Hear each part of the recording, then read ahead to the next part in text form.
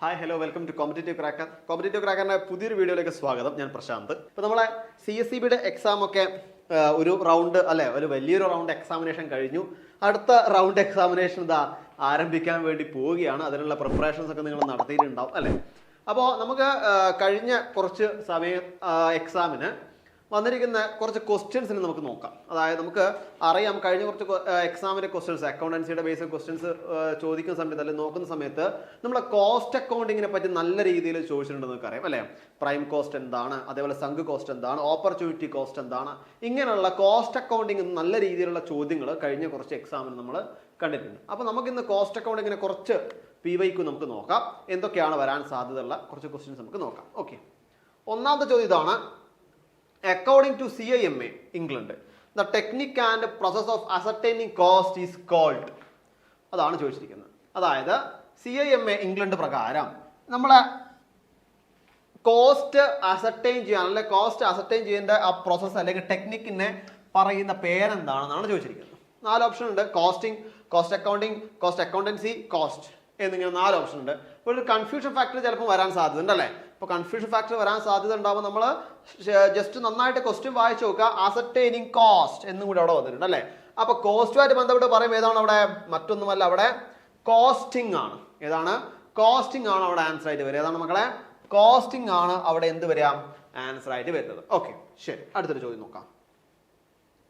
Which among the following costs are not useful for managerial decision making? ഒരു ചോദ്യമാണ്. ഇവിടെ managerial decision മേക്കിങ്ങിന് അല്ലെങ്കിൽ അതിന് എഫക്റ്റ് ആവാത്ത അല്ലെങ്കിൽ യൂസ്ഫുൾ ആവാത്ത കോസ്റ്റ് ഏതാണെന്നാണ് ചോദിക്കുന്നത്. നമ്മൾ ആ കോസ്റ്റിങ്ങിനെ പറ്റി ഒരുപാട് കോസ്റ്റുകളുണ്ട് അല്ലേ. അതിന് എഫക്റ്റ് ആവാത്തത് അല്ലെങ്കിൽ യൂസ്ഫുൾ ആവാത്ത കോസ്റ്റ് ഏതാണെന്നാണ് ചോദിക്കുന്നത്. നോക്കൂ, sunk cost, marginal cost, standard cost, none of the above അല്ലെ. അപ്പൊ ആദ്യം ഉറപ്പിക്കാം, ഇതല്ല, നൺ ഓഫ് ദി എബോവ് അല്ല. നോക്കൂ, മാർജിനൽ കോസ്റ്റ് നമുക്ക് ആവശ്യമുള്ളതല്ലേ? അതെ. സ്റ്റാൻഡേർഡ് കോസ്റ്റ് നമുക്ക് ആവശ്യമുള്ളതല്ലേ? അതും അതെ. ഇവിടെ ഏതാണ് അപ്പൊ ആൻസർ വരിക? സങ്ക് കോസ്റ്റ് ആണ് ആൻസർ വരിക. ഏതാണ്?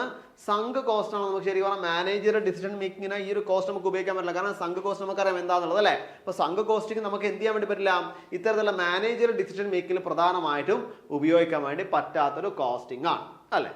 The main function of cost accounting is dash reporting. അതായത് കോസ്റ്റ് അക്കൗണ്ടിങ്, ഇവിടെ ടേം മാറിയേ, കോസ്റ്റ് അക്കൗണ്ടിങ് ആയി. കോസ്റ്റ് അക്കൗണ്ടിങ്ങിന്റെ പ്രധാനപ്പെട്ട ഫംഗ്ഷൻ, അതായത് ഏത് തരത്തിലുള്ള റിപ്പോർട്ടിംഗ് ആണെന്നാണ് ചോദ്യം. 4 തരത്തിൽ അവിടെ ചോദിച്ചിട്ടുണ്ട്. ഏതൊക്കെയാണ്? ഇന്റേണൽ റിപ്പോർട്ടിംഗ് ആണോ, എക്സ്റ്റേണൽ റിപ്പോർട്ടിംഗ് ആണോ, ഗവൺമെന്റ് റിപ്പോർട്ടിംഗ് ആണോ, ബാങ്ക് റിപ്പോർട്ടിംഗ് ആണോ എന്നാണ് ചോദിച്ചിരിക്കുന്നത്. 4 എണ്ണം. അപ്പൊ നമുക്കറിയാം, കോസ്റ്റ് അക്കൗണ്ടിംഗ് എന്ന് പറയുമ്പോൾ നമ്മളൊരു പ്രൊഡക്റ്റുമായിട്ട് ബന്ധപ്പെട്ട് ആ പ്രൊഡക്റ്റ് നമ്മൾ ഉൽപ്പാദിപ്പിച്ചത് വിൽപ്പനയ്ക്ക് വേണ്ടി വെക്കുന്ന സമയം വരെ അല്ലെങ്കിൽ വിൽപ്പനയായി നമുക്ക് കിട്ടുന്ന വരെയുള്ള സമയം, അത്ര ഒരു ടൈം പീരീഡിൽ നമുക്ക് എന്തൊക്കെ ചെലവുകൾ വന്നു എന്നൊക്കെയല്ലേ നോക്കുന്നത്. അത് പ്രധാനമായും നമ്മളെ പ്രൊഡക്റ്റുമായിട്ട് കണക്ട് ചെയ്തുകൊണ്ടാണ് ചോദിക്കുക അല്ലെ. പ്രൊഡക്റ്റുമായിട്ട് കണക്ട് ചെയ്തുകൊണ്ട് നമ്മളെ ബിസിനസിന്റെ അകത്തുള്ള, അതായത് ബിസിനസിന്റെ അകത്ത് നടക്കുന്ന ഒരു പ്രൊഡക്ഷൻ, ആ ഫംഗ്ഷനുമായിട്ട് ബന്ധപ്പെട്ടാണ് പ്രധാനമായിട്ട് എന്ത് നമ്മൾ നോക്കാം, കോസ്റ്റ് അക്കൗണ്ടിംഗ് എന്നുള്ള ടേം നോക്കും അല്ലെ. അപ്പൊ അതുകൊണ്ട് തന്നെ ഇവിടെ നമുക്ക് പ്രധാനമായിട്ടും കോസ്റ്റ് അക്കൗണ്ടിംഗ് ഒരു മെയിൻ ഫംഗ്ഷൻ എന്ന് പറയുന്നത് ഏതാണ്? ഇന്റേണൽ ആണ് അല്ലെ. ഇന്റേണൽ റിപ്പോർട്ടിങ്ങിന് വേണ്ടിയിട്ടാണ് പ്രധാനമായിട്ടും നമ്മൾ എന്ത് ചെയ്യുന്നത്, കോസ്റ്റ് അക്കൗണ്ടിംഗ് എടുക്കുന്നത് അല്ലെ. ഇന്റേണൽ റിപ്പോർട്ടിങ്ങിന് വേണ്ടിയിട്ടാണ് പ്രധാനമായിട്ടും നമ്മൾ എന്ത് തയ്യാറെടുക്കുന്നത്, കോസ്റ്റ് അക്കൗണ്ടിംഗ് തയ്യാറെടുപ്പിക്കുന്നത് അല്ലെ. The information provide by financial statement is dash in nature. അതായത് നമ്മൾ ഈ കോസ്റ്റ് അക്കൗണ്ടിംഗ് ഒക്കെ ചെയ്യുന്നത് പ്രധാനമായിട്ട് എന്തിനു വേണ്ടിയിട്ടാണ്? ഫിനാൻഷ്യൽ സ്റ്റേറ്റ്മെന്റിന് ഇൻഫർമേഷൻ കൊടുക്കാൻ വേണ്ടിയിട്ടാണ് അല്ലെ.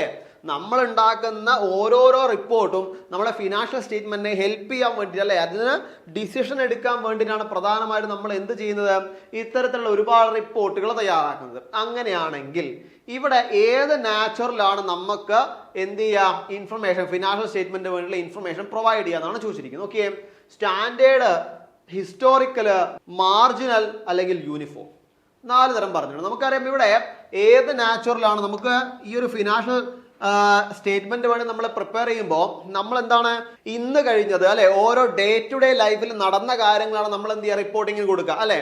അത് പ്രധാനമായിട്ടും നമ്മൾ പറയുമ്പോൾ ഒരു മാസത്തെയാണ് നമ്മൾ കൊടുക്കുക അല്ലെ. മന്ത്ലി നമ്മൾ റിപ്പോർട്ട് കൊടുക്കുക എന്ന് വെച്ചോ. മന്ത്ലി റിപ്പോർട്ട് കൊടുക്കുമ്പോൾ ഇപ്പൊ ഡിസംബർ മാസം ആയെങ്കിൽ നമ്മൾ ഏത് മാസത്തെയാണ് കൊടുക്കുക, നവംബർ മാസത്തിലാണ് കൊടുക്കുക അല്ലെ.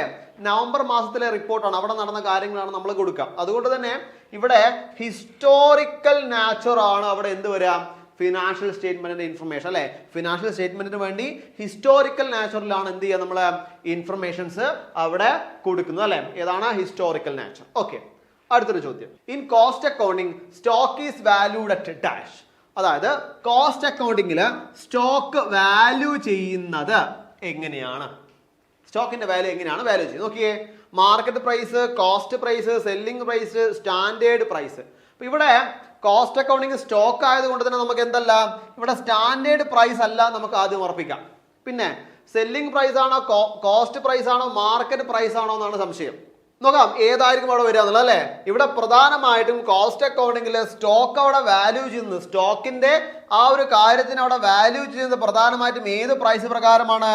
കോസ്റ്റ് പ്രൈസ് പ്രകാരമാണ് അല്ലെ. നമ്മൾ കോസ്റ്റ് അക്കൗണ്ടിങ്ങിൽ അതിനുള്ള കോസ്റ്റ് ആണ് കണക്കാക്കുന്നത്, ഓരോന്നിന്റെയും കോസ്റ്റ് ആണ് പ്രത്യേകം കണക്കാക്കുന്നത്. അതുകൊണ്ട് തന്നെ കോസ്റ്റ് അക്കൗണ്ടിങ്ങിൽ സ്റ്റോക്ക് കോസ്റ്റ് പ്രൈസിന്റെ പ്രകാരമാണ് എന്ത് ചെയ്യുന്നത്, വാല്യൂ ചെയ്യുന്നത് അല്ലെ. അപ്പൊ അതുകൊണ്ട് ഏതാണ് ഉത്തരം അവിടെ വരുന്നത്? അവിടെ ബി ആണ്, കോസ്റ്റ് പ്രൈസ് ആണ് അവിടെ ഉത്തരമായിട്ട് വരുന്നത്. അപ്പോൾ ഇതൊക്കെയാണ് നമുക്ക് പ്രധാനമായിട്ട് ഇന്ന് ഡിസ്കസ് ചെയ്യാനുള്ള കുറച്ച് കോസ്റ്റ് അക്കൗണ്ടിങ്ങിന്റെ കുറച്ച് ചോദ്യങ്ങളേ ഉള്ളൂ. വരുന്ന ദിവസം നമുക്ക് എന്ത് ചെയ്യാം, പുതിയ ഓരോ ചോദ്യങ്ങളും ഡിഫറെന്റ് ടൈപ്പ് ഓഫ് ചോദ്യങ്ങൾ, അതായത് വിത്ത് ഇക്വേഷൻ ടൈപ്പുള്ള ചോദ്യങ്ങളടക്കം നമ്മൾ പഠിക്കണം. കൂടാതെ നമ്മളെ CSEB എക്സാമായിട്ട് ബന്ധപ്പെട്ട് നമുക്ക് പറയുകയാണെങ്കിൽ നമ്മുടെ എങ്ങനെയാണ് നമ്മൾ സ്റ്റഡി പ്ലാൻ, നമുക്കറിയാം നമുക്കിവിടെ ഒരുപാട് എക്സാമുകൾ വന്നിട്ടുണ്ട്. അപ്പൊ ഇത്തരത്തിൽ ഒരുപാട് എക്സാമിന് എങ്ങനെ വേണ്ടി നമ്മൾ പ്രിപ്പയർ ചെയ്യണം, എങ്ങനെയാണ് നമ്മൾ പ്രിപ്പയർ ചെയ്യണത്, ഇങ്ങനെയുള്ള ഒരുപാട് സംശയങ്ങൾ നിങ്ങൾക്ക് ഉണ്ടാവും. അപ്പൊ അതുകൊണ്ട് തന്നെ ഈ സംശയങ്ങളൊക്കെ തീർത്തു തരാൻ വേണ്ടി നമ്മൾ ആതിര മിസ് ഒരു ഫ്രീ വെബിനാറുമായി വരികയാണ്. ഈ വരുന്ന ഡിസംബർ 5-ാം തീയതി വൈകിട്ട് 9 മണിക്കാണ് ഈ ഒരു ഫ്രീ വെബിനാർ. പ്രധാനമായിട്ട് നമ്മളെ ലാസ്റ്റ് മിനിറ്റ് റിവിഷൻ, അതേപോലെ തന്നെ കോർപ്പറേഷൻ ബാങ്കിങ് മാർക്കുകൾ എങ്ങനെ നമുക്ക് ഉറപ്പിക്കാം, കൂടാതെ നമുക്ക് സ്റ്റേറ്റ്മെന്റ് ക്വസ്റ്റ്യൻസ് പ്രതീക്ഷിക്കാമോ, ഇങ്ങനെയുള്ള ഡൗട്ടുകൾ, ഇങ്ങനെയുള്ള നിങ്ങളുടെ ഒരുപാട് ഡൗട്ടുകൾ നമുക്ക് എന്ത് ചെയ്യാം, അന്ന് തീർത്ത് കറക്റ്റ് ഒരു സ്റ്റഡി പ്ലാൻ നിങ്ങൾക്ക് ഉണ്ടായിത്തരാനും കൂടി വേണ്ടി, അല്ലെങ്കിൽ നിങ്ങളെ സഹായിക്കാനും കൂടി വേണ്ടിയിട്ടാണ് ആതിര മിസ് വരുന്നത്. അപ്പൊ അതുകൊണ്ട് തന്നെ ഡേറ്റ് ഓർത്തോളൂ, ഡിസംബർ 5-ാം തീയതി വൈകിട്ട് 9 മണിക്കാണ്. അപ്പൊ ഈ ഒരു ഫ്രീ വെബിനാറിൽ നിങ്ങൾക്ക് ജോയിൻ ചെയ്യണമെങ്കിൽ താഴെ ഒരു ലിങ്ക് കൊടുക്കാം, അല്ലെങ്കിൽ ഗൂഗിൾ ഫോം കൊടുക്കാം. ആ ഗൂഗിൾ ഫോം മുഖാന്തരം നിങ്ങൾക്ക് എന്ത് ചെയ്യാം, ഈ ഒരു ഫ്രീ വെബിനാറിൽ ജോയിൻ ചെയ്യാം. കൂടാതെ ഇവിടെ കോൺടാക്ട് ചെയ്യാനുള്ള നമ്പർ ഇവിടെ കൊടുത്തിട്ടുണ്ട്. ഈ നമ്പർ ത്രൂ നിങ്ങൾക്ക് എന്ത് ചെയ്യാം, ഞങ്ങളുമായിട്ട് കോൺടാക്ട് ചെയ്യാവുന്നതാണ് അല്ലെ. ഓക്കെ, അപ്പൊ അതൊക്കെയാണ് പ്രധാനമായിട്ടും പറയാനുള്ള. വരുന്ന ദിവസം കുറച്ചധികം PYQ ആയിട്ടും ഇക്വേഷൻ ടൈപ്പുള്ള കുറച്ച് പ്രോബ്ലംസ് ഒക്കെ ആയിട്ട് നമുക്ക് വീണ്ടും കാണാം. അതുവരെ താങ്ക് യു സോ മച്ച്.